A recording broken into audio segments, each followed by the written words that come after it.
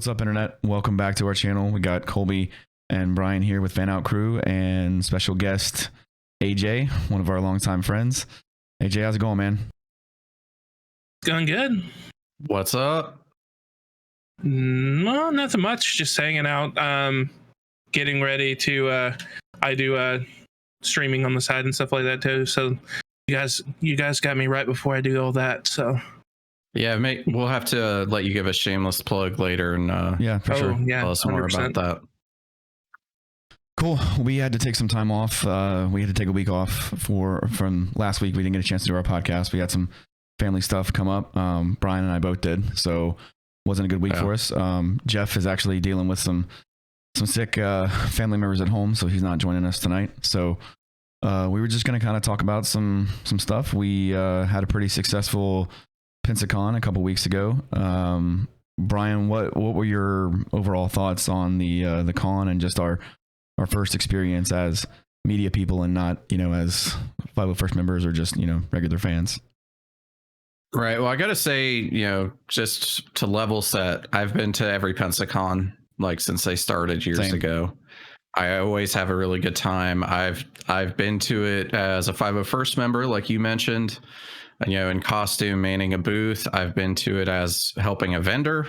I've been to it as a volunteer. I've been to it as just a con goer, and now I've been to it as a media. You've gone full circle, basically. Yeah, I've done everything but be a celebrity, which I don't know. Maybe that'll happen one day. Eventually. Yeah. That's next year. Like and subscribe, by the way. Yeah. But with all of that said, I was going into it kind of nervous, wondering what it would be like, especially after COVID, people being uncomfortable going or comfortable going. Wasn't really sure what we were going to get. I would say overall, I had a blast. It was really fun doing the media stuff. We interviewed a ton of different people about their costumes and what their con was like. So that was pretty interesting and definitely a new experience. Had a lot of fun, spent more money. Well, actually, I spent less money than what I normally do, but still spent more money than I planned. But it was a good time. Yeah, I totally agree. I had just a blast just talking to, everyone in costume and just kind of hearing the stories about their costumes and things like that. And I do want to give a special shout out to Julio Diaz and really everyone on the Pensacon team. He on very short notice was able to provide us with some media passes for the whole weekend. So Julio, thank you for that. That was awesome. We had a great time with that. So yeah, definitely thank you. And we're definitely aware that our production value is not the greatest right now. So we're definitely working on that. Hopefully next year we'll definitely have some better equipment. I've been kind of looking into some audio gear and things like that. And I know Brian's been researching cameras, so we definitely are, hopefully next year we'll be better with that. But yeah, just a great new mic. So hopefully I sound better now too. Yeah. Brian's got a new mic. So hopefully, we just got to get Jeff squared away, get him a computer, and then he won't have to sit next to you, and he can deal with his own computer problems. Yeah, he's groping me. Yeah, you can kind of see. All I can say about Go ahead. All I can say about that kind of stuff is it's just all bit by bit, getting more stuff here and there and making making things better bit by bit. Yeah, I got some new lights one day, and then I got a new microphone, then I got a new interface. Now I'm starting to fill out the stuff in the background. Like I got the little, it's so impossible doing it this way. The little it's backwards. The little lithograph behind me, you can kind of see it. It's 3 pictures. It's Ahsoka and Mando and Grogu, and then the other one is Boba Fett. It looks really cool in person. One of the vendors was selling them. I've never seen 3 before. Normally it's just 2. Brian, you got one too, didn't you? I did. I don't have the lithograph with me, but I did want to show this off. So I had to get an autographed Lord Raiden for my home arcade. But what's funny is he asked, which picture do you want? And I was like, I've got to get Lord Raiden for my home arcade. And his agent was like, really? Why do you want to do that? Yeah, he was joking. That was the Annihilation Raiden, right? Yeah. Yes. Okay. Yeah, it was fun. It was fun. We had a great time interviewing Ming Chen. God, what a freaking like dynamo that guy is. I mean, like he was just in front of his table. He does everything. Yeah, he was in front of his table, not totally not like being scared with COVID and all that stuff. He was just out there among the people talking, and like he just talked for like 7.5 minutes, with us for just he's just so excited to have everything kind of getting back to normal, and it's great to see that type of enthusiasm from someone who is really a legend in this industry. So absolutely. It was we have that video interview of him up on YouTube. If you haven't caught it, go look on our channel for it. Yeah, and we've got some interviews. Yeah, I was going to say, as someone who didn't get to go to Pensacon, watching you guys, the interviews was a nice way to kind of vicariously go. Because I didn't get to go, but watching the interview with Ming and all the interviews with the cosplayers were fun to watch. Yeah, I kept telling that's my favorite part. I kept telling Brian that he had to do costumers. I kept telling Brian, like, you got to be the one to interview the people, especially if they're anime, because like I don't know, like, page one about anime. So like as soon as I saw Darth Revan, I was like, here, I'm doing this one. But Brian, it's 90% of the people there were My Hero Academia, right? That's what it seemed like. They were all there for My Hero. That and Demon Slayer. Yeah, which is extremely popular right now. Both of them are. Mm-hmm. We'll bring you to the dark side eventually, Colby. Mm-hmm. I did check out that one that you told me, the Magus one with Ancient Magus Bride. Yeah. I looked into that one, so I'm gonna try to just ease into it. I'm still reading that Dante's Inferno comic that I got from one of the vendors there, which is really cool. It's like a new age retelling of Dante's Inferno, where this cop is basically nice. Yeah, it's really cool. This police officer is basically chasing the guy who murdered his wife, and he gets in down into hell, cool. And all kinds of it's awesome. It's very cool. And is it like an indie comic, I'm guessing? Yeah, for sure. Yeah, we talked to the guy, and actually we're probably going to have him on as a guest soon as well, because he's connected with some other writers and stuff from his comic team, so we'll definitely give that a look. Do you remember the name of that indie group, Colby? I believe it's Scout Comics. I can go get the book. I've got it in my room. I believe it's Scout Comics. Yeah, that's right. Yeah, he was very cool artwork. Yeah, Jeff's daughter got one artwork too. Anyway, so yeah, we just wanted to do a little Pensacon recap. It's been a couple weeks, and we really had a good time. We're all so old. We showed up on Saturday, like ready to go, and we're like, yeah, we'll be here Saturday, we'll be here Sunday, and we got done about 5:30 on Saturday, and we were like, so we're not coming back, right? Like, we're exhausted, and it was it was so fun, but it was just a lot of work. Those stairs, man, at that Civic Center or the Bay Center, I was really shocked because of COVID, my wife being high risk, like I've basically gone nowhere since COVID started. And this was the first like big event I've gone to, but I didn't realize how much of an effect that had on me just walking. Yeah. Well, plus like going up and down those stairs, like killed me. Plus when we're trooping, we can always take a break, sit on our armor bins for a little bit, just kind of relax. But like we were just, going up and down all over the place, filming people. And at one point we had to basically just like, set the camera up and have the people come to us, because it was just, it's just too much work, but it was actually a great experience, because now we kind of know what we're in for. So for next year, we'll probably pace ourselves a little better, so it was fun for sure. Definitely a different experience, a different perspective anyway. So. Absolutely. And that was really my first time interviewing people. So yeah, I had that's all right. I was very like gracious to every time we had someone that wanted to even talk to us. I was like, this is awesome, because this was our first real thing in public. I mean, we've done 3 podcast episodes before that, so we're just now getting started. So we really we're helping them get their costumes out there. They're definitely helping us, get our channel going and stuff. So and things like this where we have guests on and stuff. These are things that we want to start doing. So, AJ, do you have anything that you want to kind of any topics you want to bring up? I've got one, but I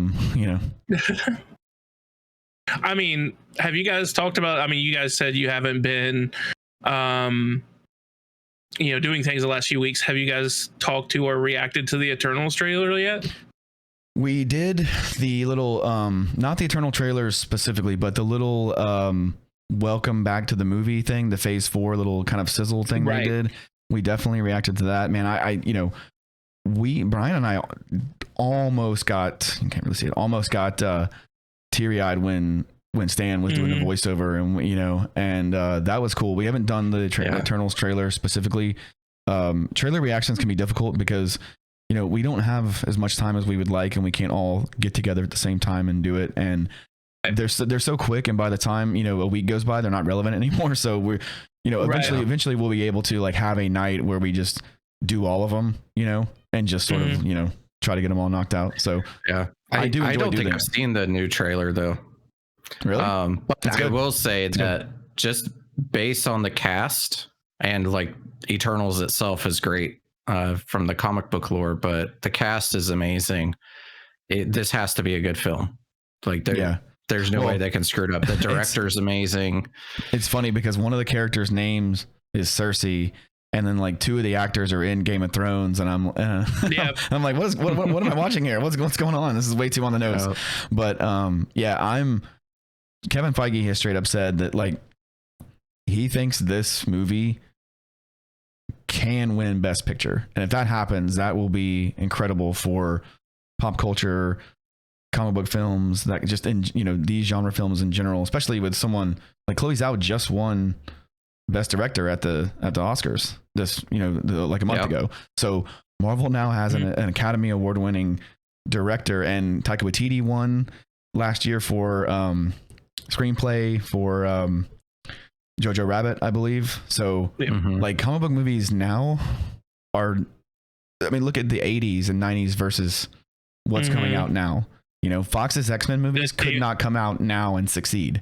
They're just not David Hasselhoff, Agent of S.H.I.E.L.D., Nick Fury. Exactly. I forgot about that. Yeah. Oh yeah, I think the movie. I say that the big thing about the trailer that got me is it looks so different, like on a cinematography level than any other MCU movie, and any other MCU movie. Way. Yeah, right. I got some like it just looks really good. I got some 2001: A Space Odyssey vibes when that like the spaceship shows up, and I was like, man, this is like the obelisk with the apes discovering that, and right. I am really, I'm hoping that it's like Black Panther level, or the Infinity War saga, or anything the Russo brothers have done. I want it to be that good. Actually, I want it to be better. I'm afraid that it's gonna be a little too hyped up, but she's obviously a great director, and apparently her pitch to Marvel was incredible. Like Kevin Feige like hired her on the spot, and this is before she won the Oscar. So like he saw something in her before she was super famous as a director. So that's got to be a good sign. Yeah. Well, I mean, the thing is, like, Eternals is a blind spot for me to Marvel. I'm a giant Marvel fan, and Eternals is such a blind spot for me. Like, I don't know much about them. Same. And even looking at the lore, it's not a lot. They have not had a lot of comics, right? Under them. You had the original run back in the 70s, I think, and a run by Neil Gaiman a few years ago. Yeah. But other than that, there's not a lot of substance there other than them showing up here and there in other people's comics. So the fact that they're doing Eternals, and that was her pitch, was to do Eternals, makes me think that she must have had a really good pitch, because I thought Guardians of the Galaxy was going to be the real niche of where they were going to go. Yeah, and I knew a lot about Guardians before that came out, but I thought that was going to be the niche group. But this is even more niche than Guardians. So yeah. Plus, I'll never forget, AJ, when we were both reading the Annihilation saga, and the what was it, King of Kings or War of Kings? It was Annihilation, then Annihilation Conquest, and then Realm of Kings. Like where Guardians kind of started and then grew. That's like the best era or like series of comics I've ever read. I love it. Yeah. I have the omnibuses. They're right there.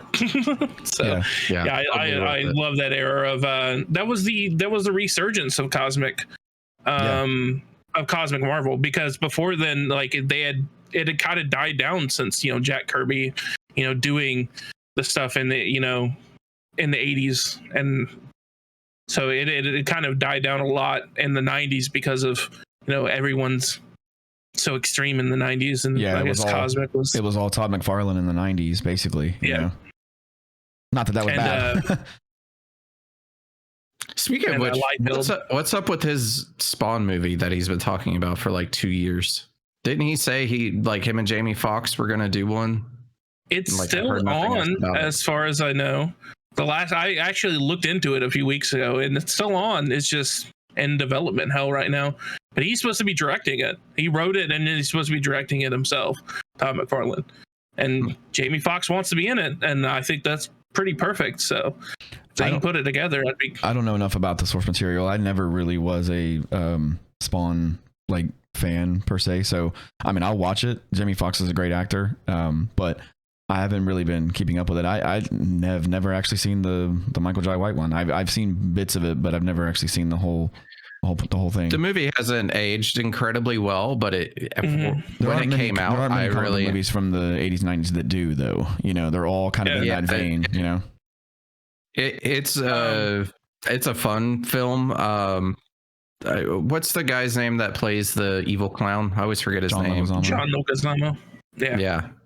He's great in that movie. Yeah, probably the best part of the movie. If you really want a good kind of bite into Spawn without actually reading it, watch the animated series that they had on HBO. It's an adult animated series. I've seen that. Yeah, so it is very good. That's what I was gonna say. I've seen that, most of it, and I actually really enjoyed that. That was my first real exposure to that character. I never read any of the comics. I didn't get around to it, but yeah, I have seen that show and I actually really enjoyed that. So if they make a movie with Jamie Foxx, and was McFarlane to be writing it, or how would he be involved? He already wrote it. Apparently, He's already written it. He's just trying to get it developed at this point, and he wants to direct it himself because apparently no one wants to do it the way he wants to do it. Right. Yeah, and I want to say that's what got Jamie Foxx involved, is McFarlane actually let him read it. Yeah. So I mean, it has all the pieces it needs to be a good movie. It just needs, I guess, the money at this point and getting it done. But I'm looking forward to it. I've never read all of Spawn. I probably read the first 50 issues, and it's been a long time since I've done that. But it's the longest running. Now. It's the longest running, not number wise, I think, but at least longest running comic series.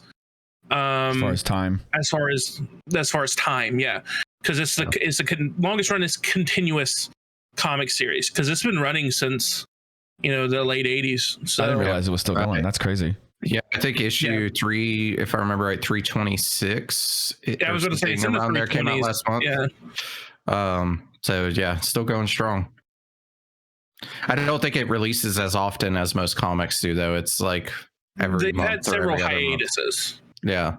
Yeah, they've had several hiatuses as well. Because you think you get 12 comics a year if you're on, and that's 10 years. That's 120 comics. So yeah, 312, I think, or 320ish. That would make sense because it's been 30 years. But yeah, that's nuts. Absolutely. I know it's still going. Yeah. But it's a lot of source material to bring in and pull from. But a lot of the stuff from that show, and what I'm guessing they'll start with, is from the first few issues of it. It's going to be an origin story most likely, at the very least. Kind of touch on it, because it's not like Batman. You don't have enough people who know the origin story to not do an origin story in it. Although honestly, it's not a character that you need a lot of backstory on to understand. So yeah, it's actually something that I would rather them not necessarily do an origin story. Let Spawn have already been around for a while, but tell his origins through flashbacks throughout the film. Yeah. All right.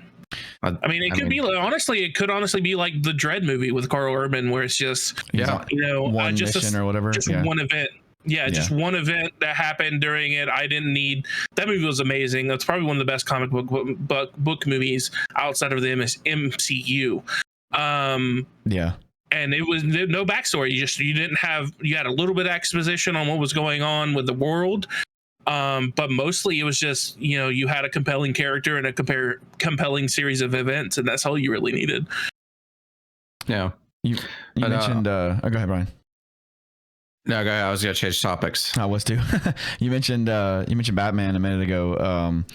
Have you guys heard the rumor that, and I have no way to corroborate this, obviously, but like, there's talk that Warner Brothers is really not happy with the Batman, particularly Robert Pattinson, and not his portrayal as Batman, but apparently like they don't like him as Bruce Wayne, and he's just not. He's not what they perceive to be their version of Bruce Wayne. I have no way to obviously verify this, but there's a lot of smoke right now that they're going to delay it again. And it's like, Jesus Christ, this movie, it's just like Mission Impossible 7, which just got delayed again for another COVID outbreak. It's like, just freaking,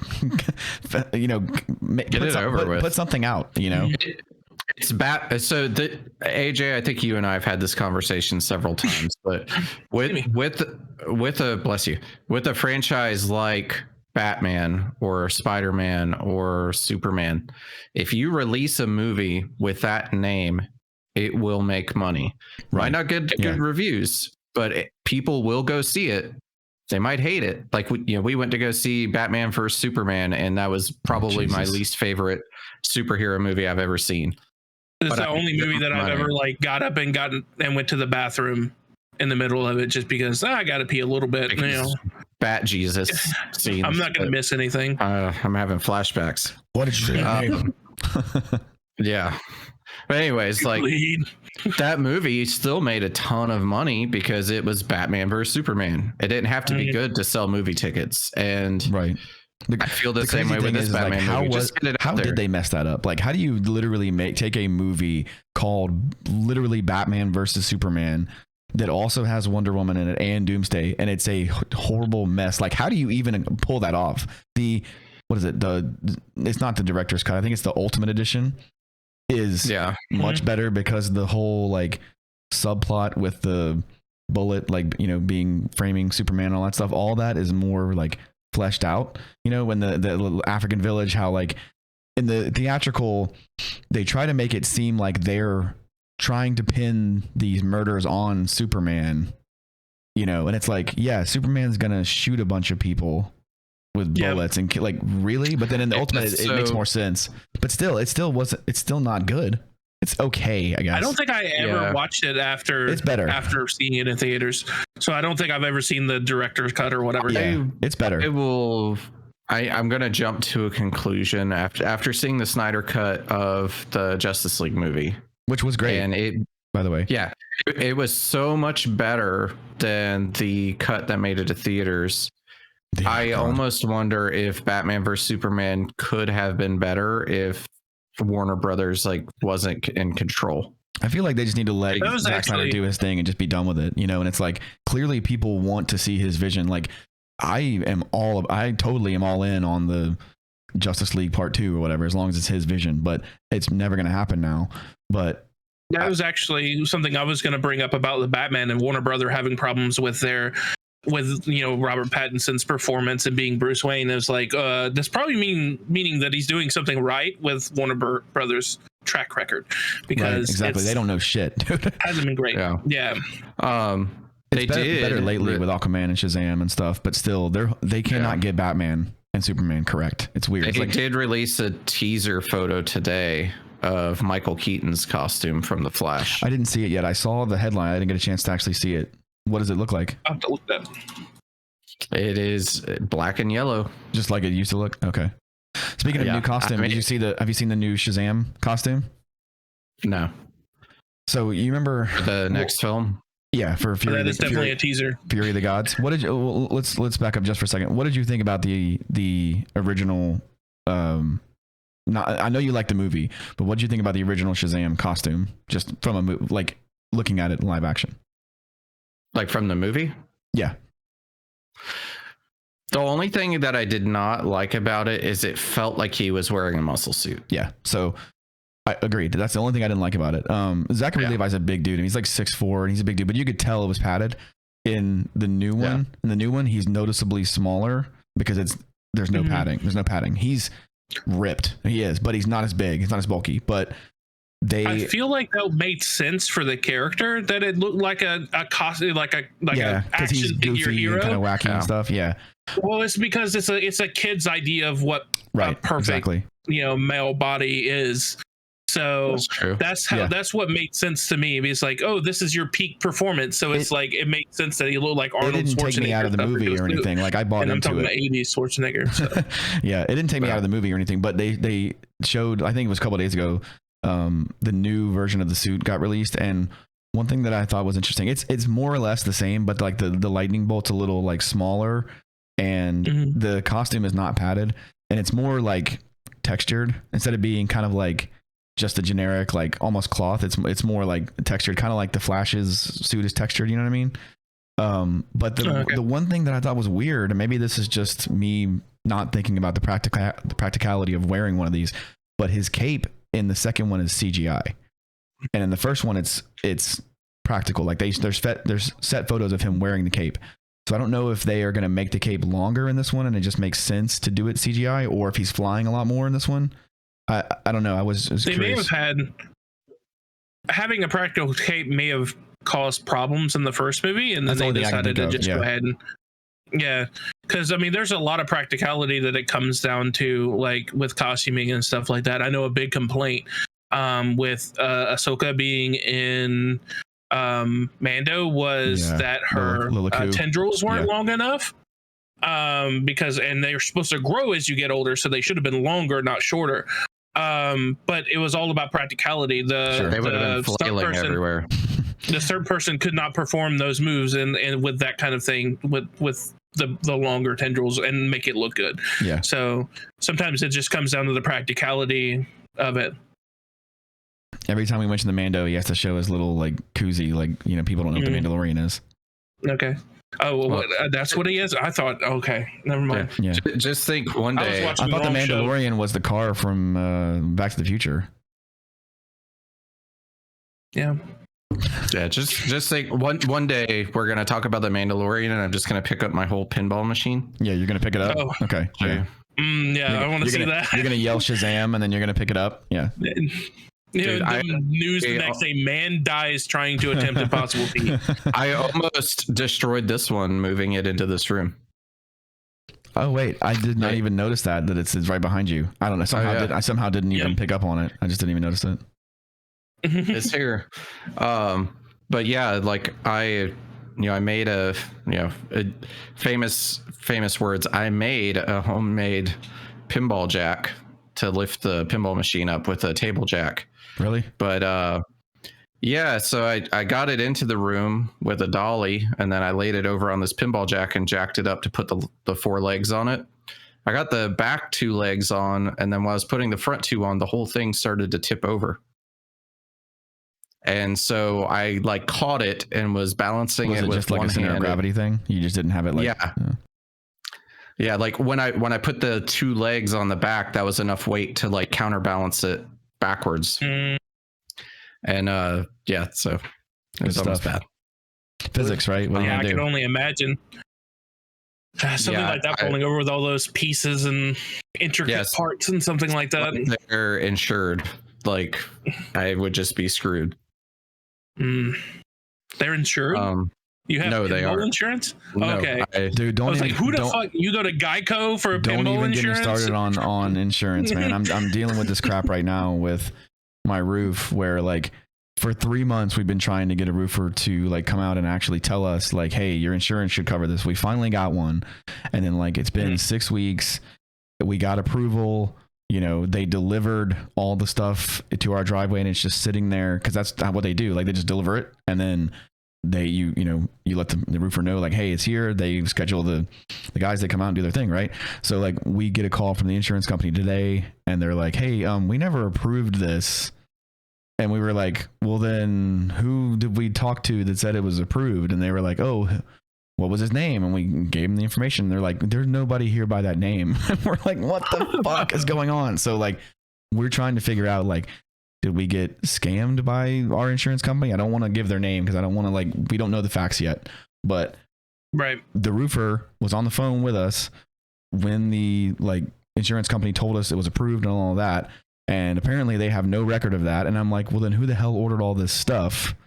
You know, and it's I was just going to say, if they have to order it's been a nightmare, dude. It's been a nightmare. And there's holes in our roof, man, from Sally, still, you know, and it's just, it sucks. Don't ever, don't ever rely on insurance for anything. It's the worst. It's literally the biggest scam in human history, dude. Just actually have kind of the reverse experience. In January, I had water damage in my home. A pipe came disconnected from the back of our refrigerator. It leaked, an inch or two of water throughout the main living area of the house, leaked through the wall into my master bedroom. All of my flooring is ruined. That sucks. My cabinets, it was a lot of stuff. And I called the insurance, they're like, we'll get a crew out there today. Don't worry about it. We'll get a crew out there today to dry everything. Had a crew there within a couple hours. They dried the entire house. But then the insurance sent out an estimator on, to kind of assess the damage and see what needed to be fixed, what needed to be replaced, what was covered. And, I was thinking at most I might get new carpet and that'd be about it. I wasn't expecting them to do anything beyond that. Maybe some replace the baseboards that got wet because they had to pull those off to dry the walls out. But I did not expect a whole lot. And the estimator came out and was like, oh, we're replacing your cabinets because they got wet. Even though they look fine, we're replacing these. And I have solid wood cabinets. I found out the estimator used to be a cabinet guy, and he's like, don't ever let someone give you cheap cabinets. These are solid wood, custom made cabinets. So we're going to give you a shit ton of money for these. And then he said, we're going to paint your main living space from floor to ceiling. I've got the tall vaulted ceilings because it's all one continuous space. So because one spot has to be painted on a wall in the kitchen, they have to paint the entire living space so that it matches, which is thousands of dollars worth of paint in my house. But then they're just doing everything. They were going to pay to regrout the tile and do all this stuff. And, the insurance company, without me having to fight them, what I thought I was just, like I said, getting carpet. They're like, no, we're going to replace all your floor. We're going to replace all your cabinets. We're going to paint everything, and gave me all this extra shit that I would have never imagined doing. And I didn't even have to ask for any of it. So that part of my experience was great. Yeah. So it's $35,000-ish worth of stuff that I'm getting for the low deductible of $1,200. Yeah. I remember you sending me the number of how much, and this is how much it's going to cost. And I thought you were saying how much it's going to cost me. And I was like, I would have just died if that was me. I was like, no fucking way. Somebody's ripping you off. Did you shed a tear for me, AJ? Yeah. Well, I was like, I heard Inya in the background. It was just good knowing Brian. Well, I was going to say, Colby, so where my experience became terrible. Oh, okay. You're getting there. Okay. Yeah. So the first contractor they sent out to do things, after the insurance company was like, you've got about $35,000 worth of stuff we're going to do. Here's the big list of everything we're going to fix or replace or paint or whatever. So I was like, heck yeah. They're what do they call it? Preferred vendor or whatever that they work with in this area, which I won't name. Came out, and their guy was like, we're not going to paint your walls. We're not going to replace the cabinets. We're not going to. I'm like, bullshit. You're not. The insurance said they're paying for it. You're doing it.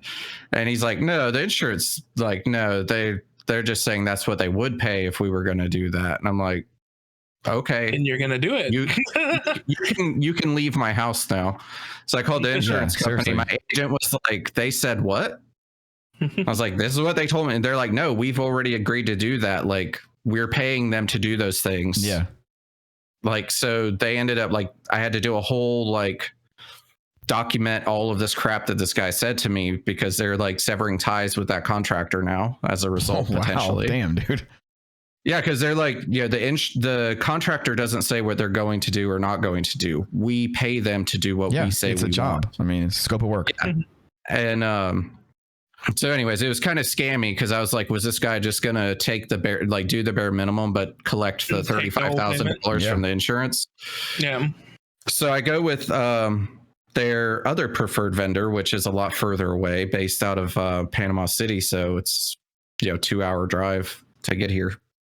But this is where things get worse. So they send out this guy named Steven, which is like I guess one of their agents or adjusters or whatever, to come out and kind of measure everything, get the lay of the land, see what they're going to do, ask what kind of carpet I want, that sort of thing. He's awesome. Love the guy. He came out a couple times. He brought me back samples of flooring, was real great. And then all of a sudden I just stopped hearing from him. So like 2 or 3 weeks go by, I don't hear anything. And I shoot him a text message like, hey, Steven, what's going on? And he says, oh, you haven't heard anything from, and I won't name this guy because this is the real problem guy, but you haven't heard anything. I'll say John, which is a fake name, but you haven't heard anything from John? They reassigned your case to him 3 weeks ago. And I was like, no, I haven't heard anything. Last thing I heard was when you dropped off flooring samples 3 weeks ago.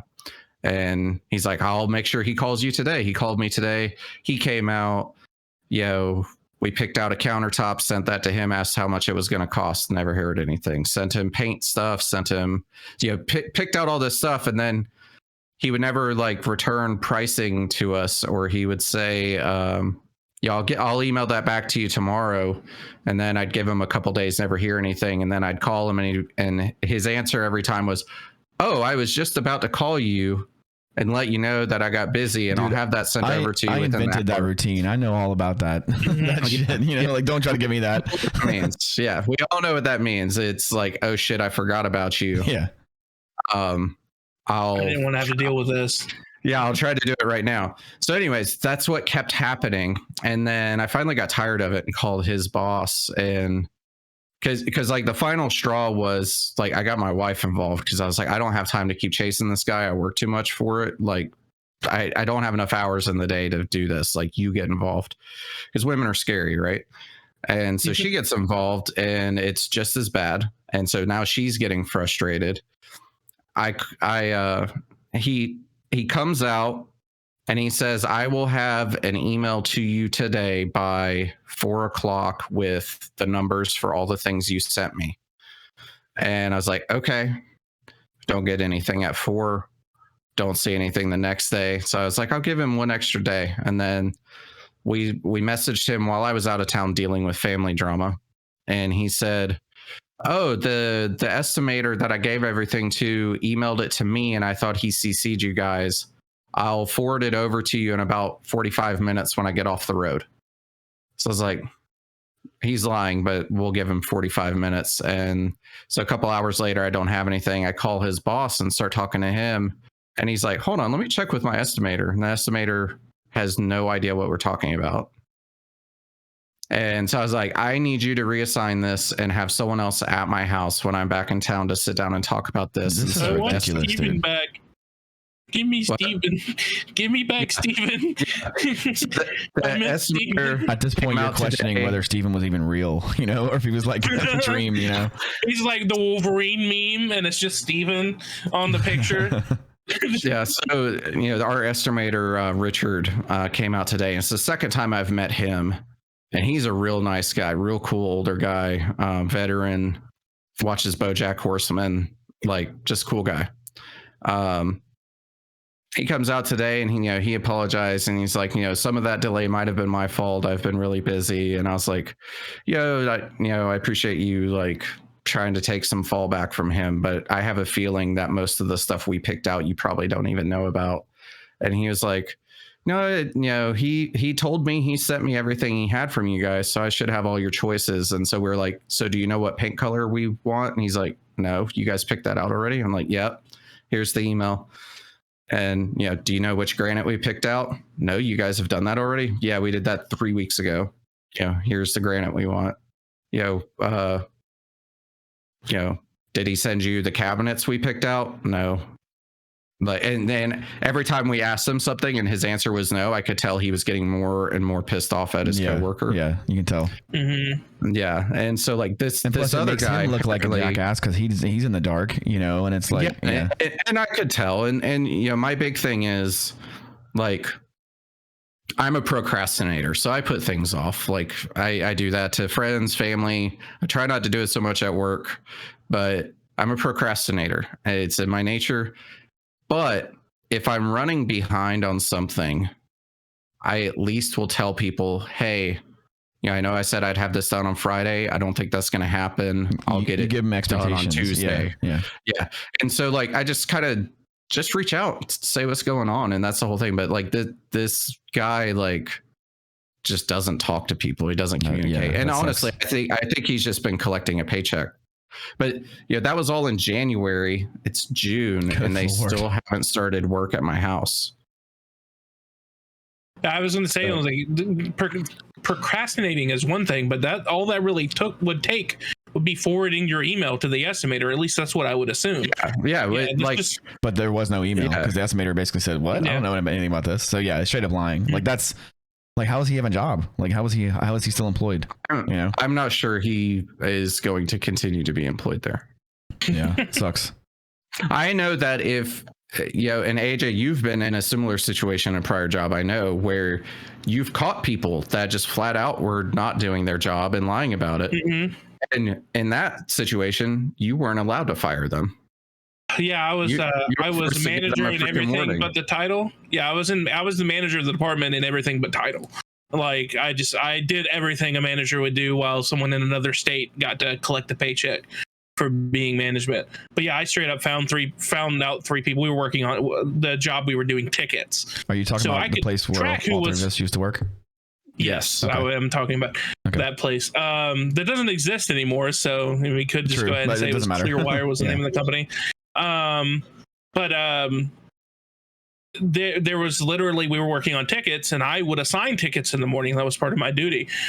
And I was finding tickets that weren't done. And then I would be able to go back and see from my previous emails, like, who wasn't doing this, who was assigned these tickets. And there were literally three people that kept coming up, and I went and I looked back at all of their tickets for those days, and there was literally none of them done, even though they said they had completed the tickets. Well, weren't they closing the tickets but not actually doing the work? No, I don't think they were even closing the tickets from my recollection. They were just saying, we did these. We were in a department where basically we were basically just terminating accounts once someone had requested it. That was all we had to do, go in and terminate an account. It wasn't a hard job. Yeah, seriously, that's easy. Yeah, so literally you had to go into the account, terminate the account. The only time we couldn't is if they had a telephone on the system. Like we had to make sure that they knew that they wouldn't have the telephone anymore, and that would be the only time we even had to talk to anybody. We would have to call them and say, and that was if there was no note on the account saying that we had already told them that their phone wasn't going to be available. That was the only time we had to talk to anybody. So literally, it was easy work. I would sit there and watch Netflix while I was working most of the time because it was just a few clicks, just do it. And but yeah, it was just like, why? Like you literally weren't doing anything the whole day, and this was like weeks of it, when I actually went back and I found it, literally they were just coming in and sitting at their desk, and I told the manager about it. I can't do that. Like I can't do nothing all day. Like I will go insane. Like I have to be busy, and like I need steady work because the day goes by faster, and there are times when things are slow and I have to find something to do, and if I can't find anything to do for a couple hours, it drives me crazy. I can hear the clock ticking, Wow. I like working. I like to be busy. In my mind, the perfect employee is someone that finds stuff to do when there is, nothing to Initiative do. And stuff. Yeah. When we worked at Domino's, there's no pizzas to make, find something Fold to the clean. boxes. Yeah. Yeah. There's always something to do. With something like a desk job, it's something like that where you're processing tickets, you could still find something to do. There's always more tickets to work too. Yeah, like, most of the time there was always more tickets to finish out for the day. So these people were trying to cancel their service with us, and then people just wouldn't do it. So did they just keep their service active? Like they just kept charging them? Yeah, it would have been customer impacting if their accounts didn't get canceled. Yeah, I mean it was definitely. I think that when they got to us, the billing had at least already been stopped. Oh, okay. I believe, and we just needed to go ahead. That's even worse. Then they're leaving the account active and not getting service they're not paying for. That Jesus. Right. So yeah, it was literally just because it was mostly just data entry. We were, why are these being canceled so we could track it. That was more than anything what that department did. We did the refunds and charged them like non-return fees and stuff like that too. That kind of stuff. So at that point, the billing had already, the account was canceled in the most part. We just did like the upkeep and the tracking and the data entry for that. So yeah, so it wasn't as customer impacting, but it was definitely company impacting. Hey, it's customer impacting if I cancel my account and I think I've got $120 getting refunded to me. I'm gonna call that's that. true. Like, $100 is $100. I need that money. Mm-hmm. Yeah, it was just like we told the manager. I mean, going back to the original reason we brought up the story, I told the manager about it. I was like, these people are literally just coming in, getting paid, and not doing their job. And we had a meeting with them, and she talked to them about it. And then I would find more and more of it happening. But she was saying, well, we can't get rid of them, until so long after, the infraction and we've had the coaching or whatever. I'm like, there's a difference between like, oh, you missed too many days and I need to have a coaching say you need to correct that. And you literally just didn't do your job for several weeks. You just came in and got paid. Like, that's, to me, like, honestly, seems like immediate grounds for termination. If you're just it's basically theft. I mean, it's time theft. I mean, that's how I look at it. Because it, like, let's say you are a manager at McDonald's. If you hire someone to cook burgers and they decide they're not going to cook burgers and just stand there and say, "Oh, I made those," like, they're going to get fired. Like, you're not even trying. Right. Like, that's the thing. Like, it's one thing if you're trying to do your job and you're not doing it well, there's opportunity for improvement. If you're choosing not to do your job and lying about it, you're stealing money. Like, you're stealing your paycheck. It's basically a no call, no show, except for you're getting paid for it. You're there, but you're just not doing your work. You're there mooching off of the corporate internet, like watching Netflix or something and talking to your friends instead of working. Yeah. And that's part of the reason why I was finding out, because it was a group of people that sat next to each other, and we would always, I could always tell that they were not working. And I'm like, you guys done with your tickets? Oh, yeah, we're done. So you need me to send you more tickets then? Okay. Because that's how it worked. We didn't at that time originally when the company, when it started out, it would assign them tickets automatically and you would just work them from a bucket. But at that point, this whole system was broken, so we were having to assign tickets, and just there was no way to track it other than checking back on people. Those were crazy days too, because I kind of remember like that department. Me and one other person started the department there. We were the first people hired into it because it previously was only in Las Vegas. And, we went from 2 people to maybe 6 or 8 people when you and I think Toby joined, because I was like, guys, this is a great team to get off the phone. Yeah, I think it was me, you and one other person. And then me and Toby were 3 and 4. And then we got 5 and 6 at one point. And then we hired like 6 more people, and like it was perfectly well-oiled machine when it was just the 6 of us. The secret was out though, and then it was too late. Yeah. Because what happened is like, hey guys, you can get off the phone and you just sit there and close tickets all day. It's awesome. So then everyone wanted to be in that department, and then all of a sudden it blew up to like 20 or 30 people. I felt like we got huge, but it didn't feel like between us and the other state, it was like 30 people. In just our department, it was 16, I think. and just in our building. And but I feel like the work wasn't like we weren't actually getting more work. It seemed like, at least, like I didn't feel like we had a problem with volume. We just kept adding more and more people, but I feel like a lot of those people that were getting added just weren't really doing anything. But bad management. I did not get along well with that manager. Yeah, me neither. I mean, when I ever talked to her, like that was the thing. It was just no communication more than anything else. I actually remember you guys having a video conference, and she kept wanting me to come into the room and say hi because I had already left the team at that point. And I was like, I'm not coming in there to say hi to her. I think she was mad because I wouldn't come into the room and say hi. But anyway, I mean, it is what it is. This was a mess. Yeah. I just hate that. I hate, like, if you get hired to do a job, just do your job. If you don't like your job, find another job. But until you find the other job, at least try to do your job. Yeah. Yeah, and it wasn't like it was even minimum wage work or anything like that or anything. No, it was good pay. Really good pay for the area at the time. Yeah. So, but I'm going to change topics. What you got? So sort of back to movies. I was thinking about this earlier today when I was driving in the car after getting dog food. So I don't know where this idea came from, but it hit me that outside of Star Wars or Star Trek, there really aren't any, especially newer or modern, like blockbuster sci-fi films that like truly create a world that people just can't get enough of. Like, you can give me Star Wars until the day I die, I will consume it. Like, I might not like, the newer movies were fun to watch. I didn't, they could have done better, blah blah blah. But again, you put better. Star Wars in front of me, I'm gonna watch it. Yeah, I'm gonna consume it. And then I'll either complain about it or I'll love it, one or the other.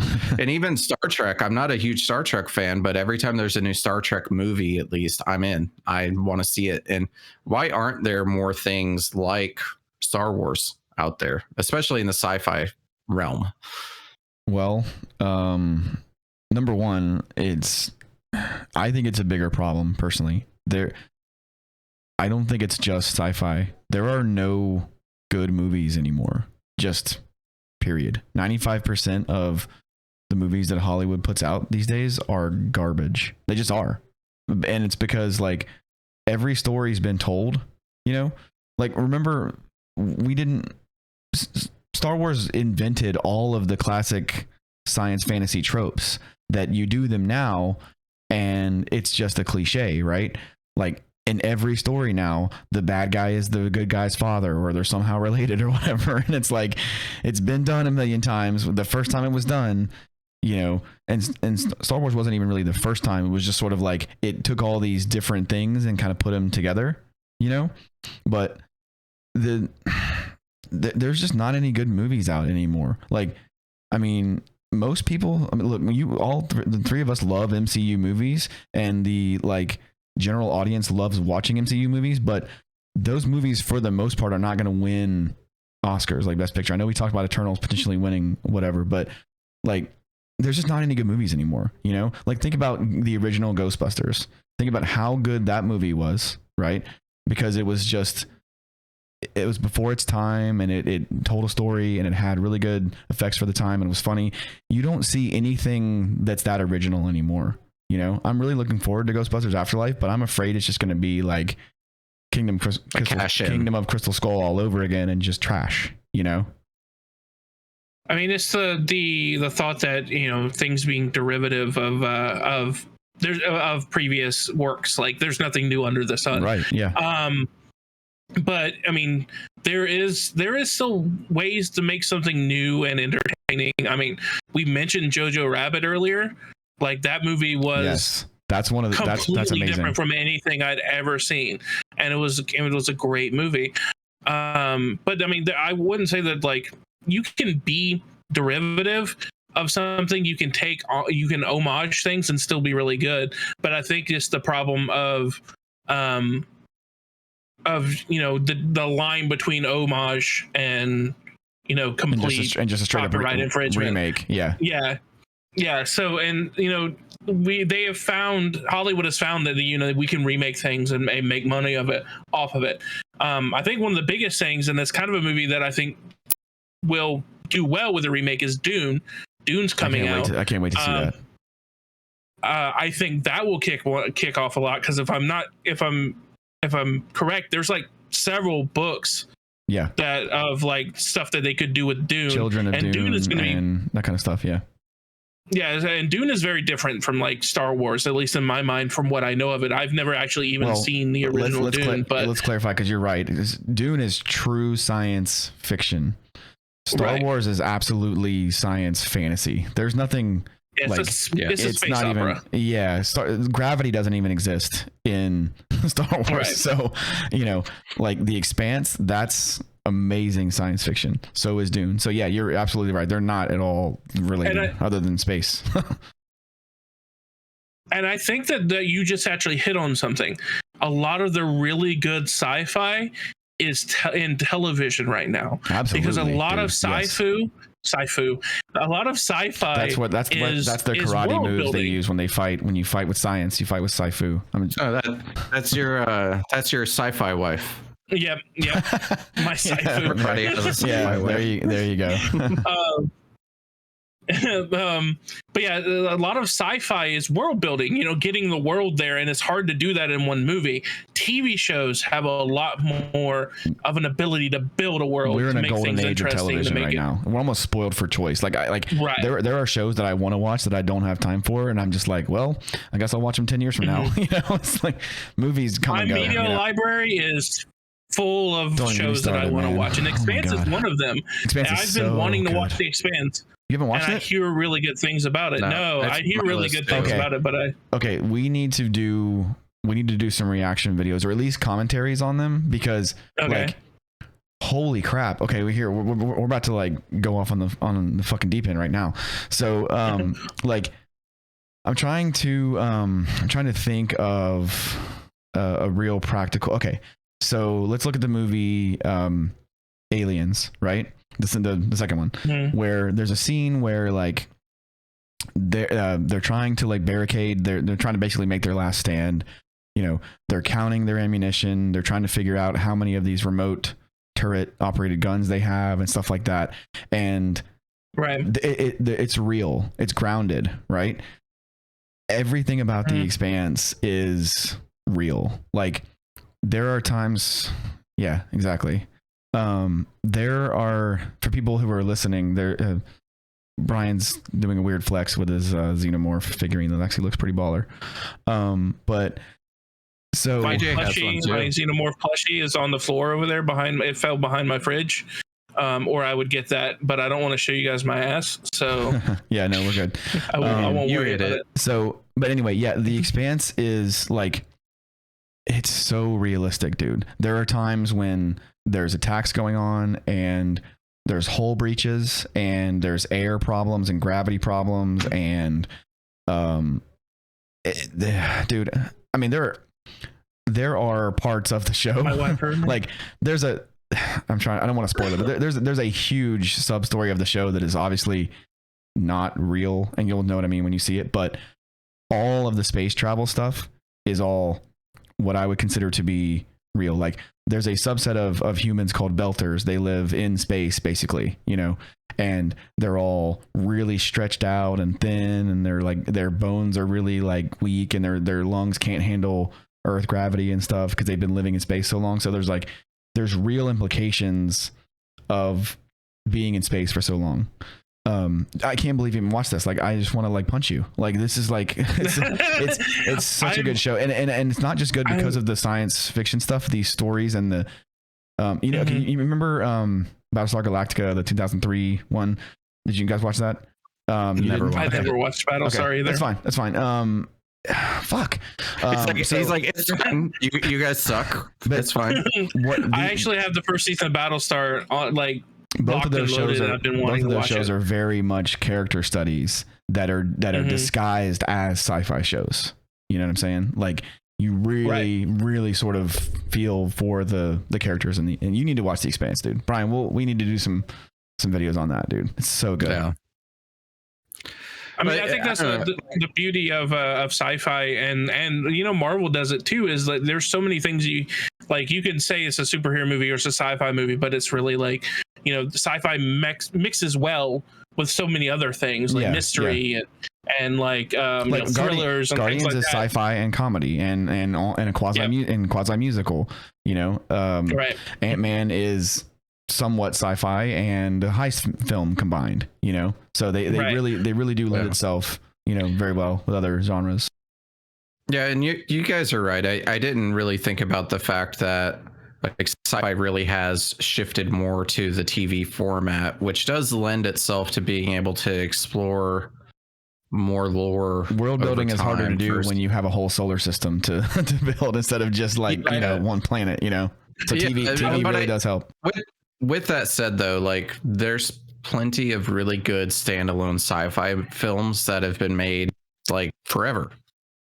Right. And you can do that. And I feel like we haven't had good standalone sci-fi films in a very long time. The last ones I could think of was I guess it's technically a series with the Cloverfield movies, but Cloverfield, was it Paradox? That was a really great sci-fi film. I didn't watch that one. The last truly good, and I there may be other ones, but the last one that I can think of, the last truly amazing science fiction movie that I saw that's just on its own and not like a series of things, is The Fifth Element, and that was a long time ago. That was what, the 90s, 97 right? Maybe.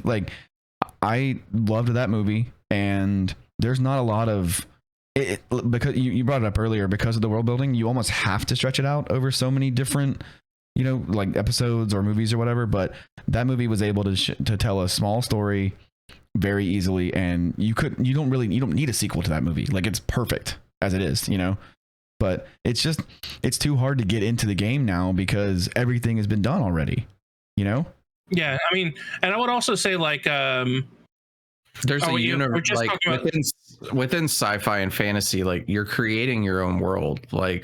You can still do Lord of the Rings was a masterpiece, obviously, but you can still tell new fantasy stories that aren't Lord of the Rings. That have similar. You can. I just mean that no one, people just aren't creative enough. The writers just aren't creative enough, But I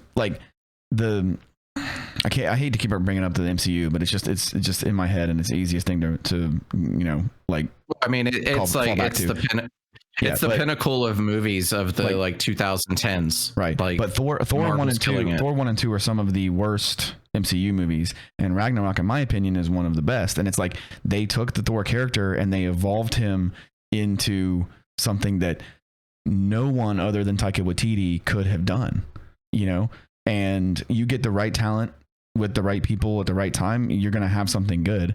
And the problem is that there's just not a lot of good writers out there anymore. All the stories have been told. I couldn't. It just seems so unimaginative. Hollywood is very unimaginative right now. I think it's just the fact that they know what makes money too, and so people have shackles on them. Because of that as well. I mean, I would say, and not if we're talking about not just specifically space sci-fi too. I mean, there are some movies that'll slip by that'll be really good. I think the last one that I saw that I would say would be a sci-fi movie, and it was just a one-off. They may get more of them, but I think it's pretty much a one-off. Was Edge of Tomorrow? Was really good. That movie's really good. Yeah, it's horribly titled. The title is horrible, but it's a very good movie. It's a very good movie. They tried to rename it to. They tried to rename it to Live, Die, Repeat, and it had already come out, and people were like, "What?" Which was the tagline? Yeah, yeah. But that was really good. I think that I think sci-fi and horror, honestly, are both suffer from the same thing. Is they know what makes money on a global scale. So to actually find good sci-fi, good horror, you got to look more on the indie side of things. Yeah, and smaller budget stuff. That's when you're going to find the really good things when it comes to sci-fi and horror. I mean, to either one of those genres. That actually leads.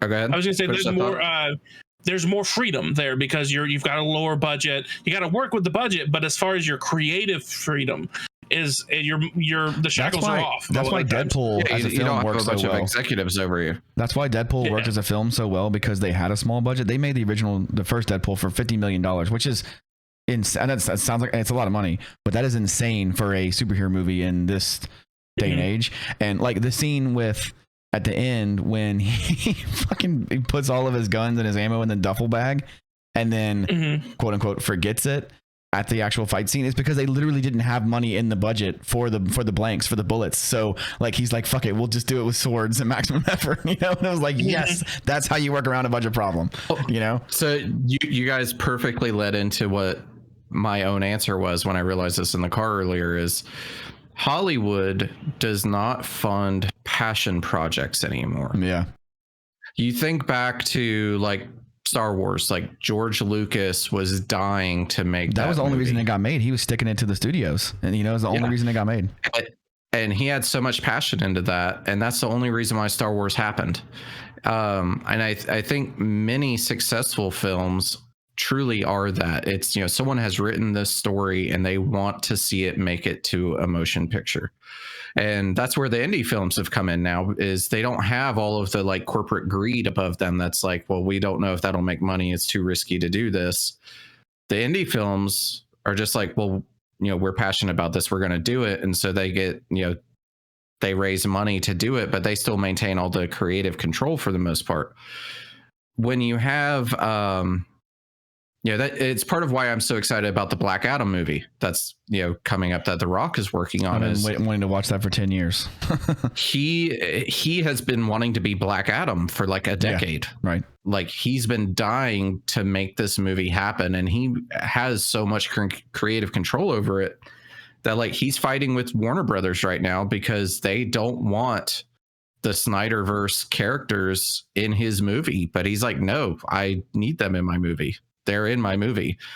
And he holds enough I guess I don't know the right term, but like he has enough creative control of the film to do what he wants, and Warner Brothers doesn't like it. And so I'm really looking forward to that movie, because it's the first superhero movie, or a superhero movie is like basically sci-fi, right? And it's the first fantasy / sci-fi / superhero movie that DC has put out that is a true passion project, and I can't wait to see how it turns out. And I think in the results, we'll see that produces a better film than what makes money, what's safe.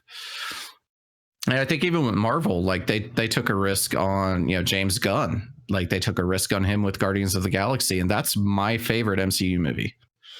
And I don't know if they'll make a better movie in my mind. Like I love that film, and taking risks on people that are passionate. And that's why Deadpool was successful too. Oh my God, why can't I think of his name? Yeah, Ryan Reynolds. He also he wanted to be Deadpool for years. Yeah. And then when the movie finally happened, like he was so involved from a writing standpoint. He was buddy with the directors. Like he wanted this movie to be amazing. It was incredibly passionate about it. And it's also one of the best superhero movies that's ever been made. Even with the lowest budget. Tim Miller. It was between him and Tim Miller. They both wanted to make the movie. They wanted to make it right. They wanted to make it their way. And I don't think we would have gotten that movie if that trailer or test footage hadn't been leaked. Quote unquote leaked. That was totally test footage, like testing the market footage.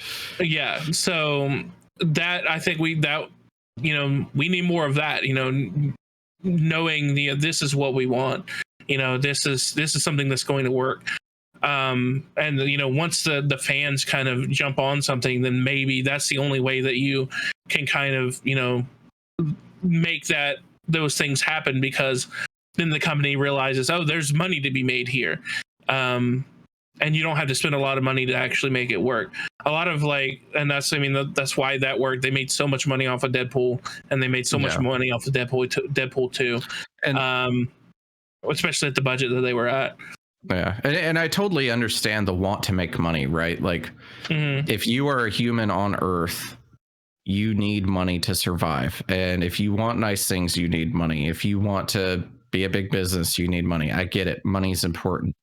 But I think what a lot of the Hollywood high-end execs, elite, whatever, don't realize is while you're making safe decisions on what will make money, you are snubbing the passion projects. Yeah, like you are snubbing the passion projects that will turn into something like the next Star Wars or the next Lord of the Rings or the next Deadpool or, you know, any other like great movie trilogies out there. Like even something stupid like The Mighty Ducks. Like I say stupid. I love those movies. When I was a kid, those movies were amazing. They made a ton of money. I'm really happy to see the show come back out now, but like you don't get stuff like that anymore. And like, you know, even back then, someone took a risk on, what do you mean we're going to make a movie about a lawyer that gets a DUI and coaches a minor league hockey team of kids? Like, that's stupid. They took a chance and they made it. And now they're still making content for that because someone was passionate about it and they took a risk on what sounds like a really dumb movie concept. And I'm sure they make a ton of money for that. You could argue that movie is, I mean, those movies are derivative as well. I mean, that's basically Bad News Bears on Ice. Yeah. But you still make a good movie. They made it their own, though. That's the difference. Yeah, you make it your own. And so, like, there's a list. I think it's like 12 or 14 stories that, you know, every story is this. Yeah. You know, it's one of these 14 things. But the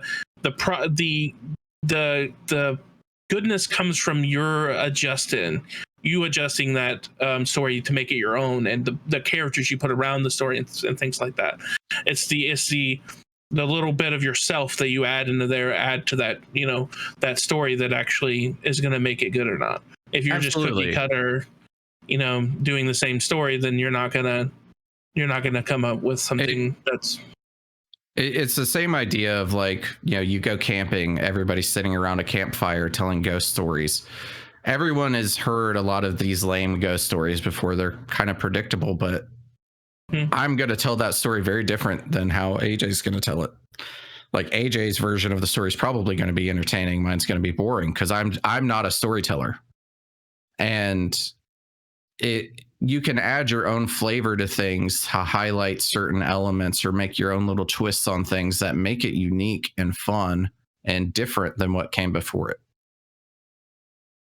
It's like a different flavor of Mountain Dew, right? Like Code Red it's a different drink than Mountain Dew, but it's still Mountain Dew. Yeah, I mean, it's all about getting different voices, you know, and different backgrounds and different people just working on these. Diversity actually helps a lot with this. Is getting more and more people with different world experience helps with that kind of getting new things. And I think as we move towards, you know, more diversity in films, I think we'll also get some better things as well. I just realized something really ironic. Yeah, what's funny about this whole putting a new twist on things is, you know, I started this example off with Star Wars and why isn't there more Star Wars? But then I'm realizing the entire sequel trilogy was very heavily formatted off the original trilogy of Star Wars. But I think that J.J. Abrams was not the right person for the job. And I don't think he was passionate about it. He can start a story. He can't finish a story. I think he was a good choice for episode 7. He was absolutely horrible for episode 9. And I knew it too. And I was like, this is going to be bad. I think the problem was honestly, there was too many cooks when it comes to those. There's, you know, between him and Kathleen Kennedy fucking sucks. And they just need to put Favreau and Filoni in charge and just be done with it and just be like, just print the fucking money. At this Seriously, point, yeah. Just print the money, dude. I mean, like, you know. Going back to your original, like, or originally what we were talking about, though, too, another space. We already talked about TV being a space where sci-fi can thrive. Another space that I think is thriving too is video games. Oh yeah, because there's so many sci-fi video games that are thrive. Like I'm looking towards Horizon Forbidden West. Horizon Zero Dawn was amazing. I don't know if you guys have played that at all. But that's a great sci-fi kind of game. Very good story. Amazing. Mass Effect. All of those games are really good. You have Halo. Star Citizen. Many good. Star Citizen. so many good stories that are being told there. And I think that's because a lot of times people will play games because of gameplay. So you can make money off of any story as long as you have good gameplay. So I think that creates a lot of creative freedom in that space as well, because you just as long as your gameplay is good and you can work that, you then build a good story around the gameplay, and then you have a little bit more creative freedom with that. And, the people in charge of the studio are basically like, make it look pretty and have it be fun. I don't care what else you do, and go make their story. So there's a lot of good sci-fi in that, in that sector as well. So if you can't find it in Hollywood, I think there are other places that you can find it, which is a good thing. And being a big gamer myself, I'm definitely looking forward to seeing all the sci-fi games coming out, and like sci-fi horror like Dead Space, and like there's that new one by the same people by Dead Space that are coming out soon, and like there's tons of science fiction novels too, like novels right now, especially on Audible. There's a lot of science fiction audiobooks because they work really well in that medium, because some again, we'll go back to Star Wars audiobooks, for example, like they have the lightsaber hum, they have blaster fire, they have explosions, they have the X-wing, like the TIE fighter sounds and stuff. So like they really make you feel like you're there when you're listening to these books. There's a lot of Audible originals that are sci-fi. You can only get them on Audible and stuff. So I'm not plugging Audible. I'm just saying, like I listen to them a lot, and there are some stories that I never unless you want to sponsor us, Amazon. Yeah, seriously, go ahead. But like there's a lot of stuff on Audible that I never would have even known existed. And there's one series of books called the whole thing is called the Bobiverse, and basically it's this guy, his name is Bob, not Bob over here, but a different Bob. But I was thinking of an old lady riding on a crystal ball. So so like Baba, he's it's not a spoiler because it happens like in the first 5 minutes, but basically this guy is a software engineer, and he's at a software engineering conference basically, and he's just like sold his company, and he's basically just sort of like cashing out and just trying to like retire young because he made this like awesome software, right? And he gets run over by a car in the very first like chapter, and then he wakes up and he's like an artificial intelligence. And there's so many animes that do that same thing. So it's an isekai. So he has a name. Gets, he eventually like escapes and like discovers space travel, and like he becomes part of the machine, and then like he clones himself, and like he's all the way through the books, he's like basically not taking over the solar system, but he's sort of like exploring the solar system with all these different clones of himself, and they all have different names because like every time you take a backup, something slightly changes, so they're all like different versions of Bob. And it's so good, dude. It's so cool because they have these things, they have these Bob moots where they get together and like talk about what they're going to do and how they're going to like fight this particular war or battle or what this new software they're working on. And it's like I never would have discovered that without my just love of reading. And then I know technically I'm listening to the book, but it's still considered reading in my opinion. So like AJ said, that's an isekai. It is what that's called in the anime / manga world, but basically there's an entire genre of you either die or go into a coma or something, and you kind of end up in a fantasy realm or sci-fi realm, and like you're something else.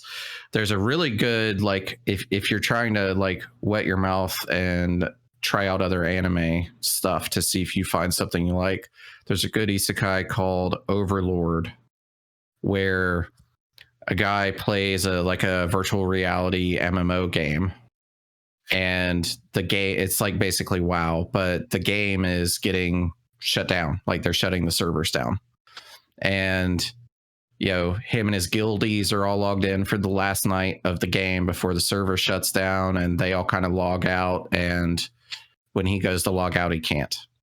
I just finished this book on Audible, but it's not the same one you're talking about, but it's the exact same thing. So that sounds, I'll probably enjoy that.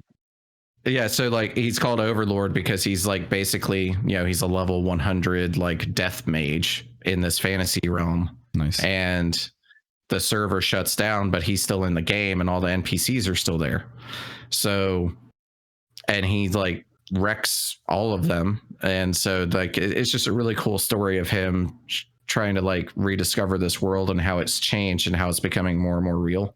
And he's like, I don't know if my real body is dead. I don't know if I'm hooked up to a machine somewhere in a coma. I don't know what's going on. Or if I'm dreaming, but but it's really good. I'll check that out. And it has some things that I know you like. Yeah, there's a lot of them out there. It's kind of just literally directly translated means different world. And I think my favorite one right now is the time that I got reincarnated as a slime. Oh, I love that show. It's so wholesome. I didn't go into it like thinking, is so good. I didn't go into it thinking, expecting what it is, but it's just a very wholesome. Like this character dies, he sacrifices himself actually in the world to save this other couple, and he dies. And I love if you ever seen the meme of like delete my browser history, blah. They do that in this show at the very beginning. Nice. And I think some of those come from the show, but like he shows up as a slime in this other world. He's reincarnated as a slime because of things he thinks of as he's dying. He feels cold, so the like he gives him like heat resistance. Resistance, yeah. And it's like things he's thinking of as he's dying basically carry over into this world. And it's just he ends up being this like all-powerful slime person, and it's just really funny and it's really wholesome. But yeah, you have a lot of things with that too as well, and it's a fantasy setting. But yeah, that's another thing about anime. You can do anything in anime as well. It's become so ubiquitous that like they feel like people are discovering that you can make anything into an anime at this point. You need to check out anime is actually where I've been running to scratch my fantasy itch. Like anime is it that's where I go now. You need to check out this book. It's called Morningwood, and Morningwood is the name of the village. It's called Morningwood, and it's called Everybody Loves Large Chests. And it's like so basically the main character is this mimic, and he is a chest. He's a treasure chest, and right, and so he looks like a treasure chest, but he's really a monster. Like, and he's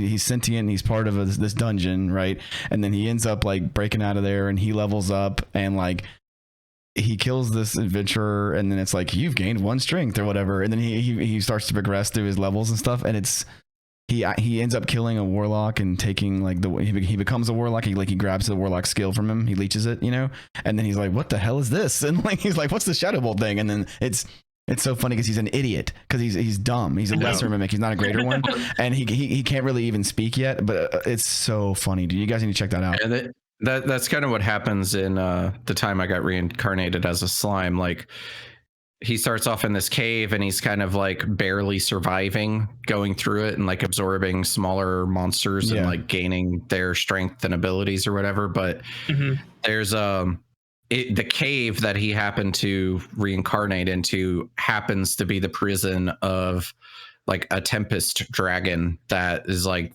the toughest thing in the universe. Yeah, that's very similar to what I was just talking about. Yeah.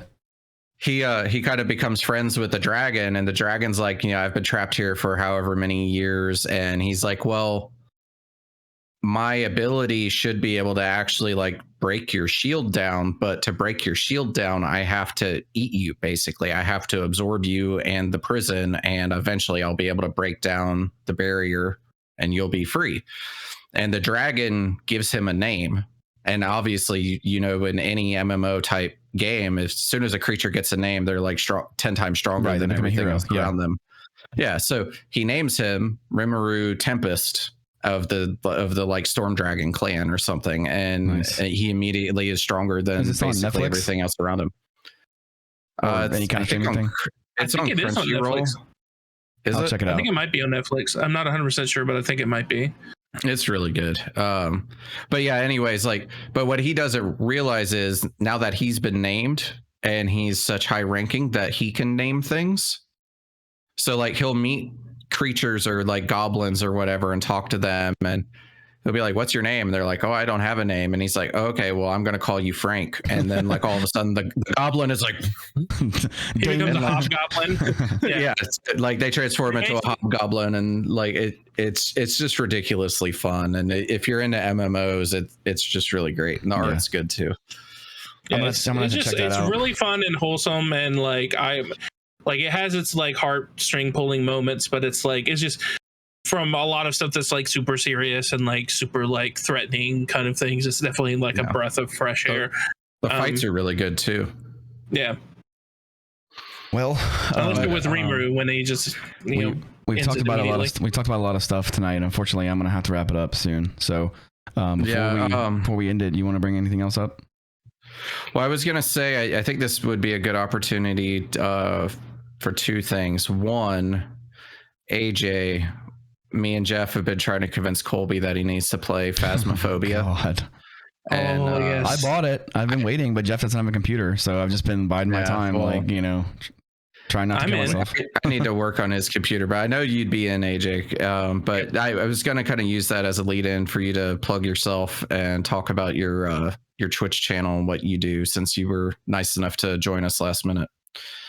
No, it's no problem. I mean, I stream on Twitch. It's twitch.tv/The Man in Black streams. I stream a lot of games. Mass Effect is actually what I stream on Friday nights generally. Hear my wife laughing in the background. So I play different games right now. I'm playing Mass Effect. I'm playing some Skyrim. I was playing Resident Evil Village, just finished that up. I always play something scary on Sunday nights, so you'll see me screaming on Sunday nights a lot. But yeah, join my Twitch scream. Yeah, pretty much. Like on Sunday nights, it's definitely I play horror games, but I am not a big brave dog most of the time. Yeah, so maybe when we play Phasmo, you can stream it and we'll join you. Yeah, I can definitely do that. And then, you definitely, out of all of your clips and stuff, I think my favorite are Alien Isolation. But I know, do you still have the clip where me and Larry screwed you over on Alien? With the mic? That has to be the best clip ever. I think I have some stuff from that on my YouTube page, some old stuff. Like that was way back in the day before I took a long hiatus, but a lot of my my clips from like playing Alien Isolation are still up, and that game scared the shit out of me. For the longest time it was going to be the best game I never beat, but then I met a goal on Twitch for followers, and I was like, if I meet the goal, I'll play the game. So I finally went back and finished it, and it's an amazing game, but it's terrifying. Do it. It's terrifying. You can't do it. And it hears you breathe. Like if you have your mic on, the game hears you, and that's where I screw JJ. When I was living with Brian, I was playing it originally, and I did not realize that they had come in there and turned on the setting that basically made it where they can hear you. And obviously, if I'm streaming it, I'm talking, so. Yeah, there's a clip somewhere. You're just ringing the dinner bell then, basically. Yeah. Basically, it's so funny because like AJ would get scared, and like you can physically see him like scared, and he'd be like holding his breath, and he'd be like, "Okay, guys, I think we made it." And the alien would just be like, turn around, turn his head towards me, and how does it know? And then I finally, after dying like 3 times, I was like, wait. And then, like, I literally got up and like, you motherfuckers. That's awesome. But I appreciate you joining us again, AJ. Last minute. It's been good to hang out. It's been a long time since you've done this format of video, I know. Right. Yeah, it's been a while since just talking without a game playing in the background. Yeah. But for those of you that subscribe to us, I appreciate your patience since we've been going through the family stuff the last couple of weeks. We should start getting our videos back out on a normal cadence from this point forward and get some more content up soon. Yeah. Thanks, guys. Thanks for joining us. We'll see you in the next one. Fan out. Thanks for having me. Fan out.